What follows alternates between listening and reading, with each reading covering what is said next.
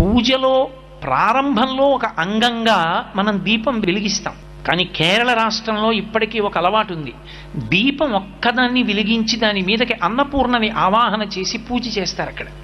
కానీ మన వైపు ఆ ఆచారం లేదు. దీపం ఎందుకు పెడతాం మనం పూజలో అంటే, ఉదయం 11 గంటలకి పూజ చేసిన దీపం పెడతాం, 12ంటికి పూజ చేసిన దీపం పెడతాం, సాయంకాలం 4 గంటలకి సత్యనారాయణ వ్రతం చేసుకుంటున్న దీపం పెడతాం. ఎందుకు అక్కడ దీపం లేదా, వెలుతురు లేదా, ఎందుకు దీపం పెట్టడం అంటే, దీపం పెట్టడం వెనక ఒక నిశ్చిత అభిప్రాయం ఉంది, ఒక ప్రధానమైన ఆచారం ఉంది. మనకి పరమేశ్వరుడు 5 జ్ఞానేంద్రియములను ఇచ్చాడు. కన్ను, చెవి, ముక్కు, నాలుక, చర్మము.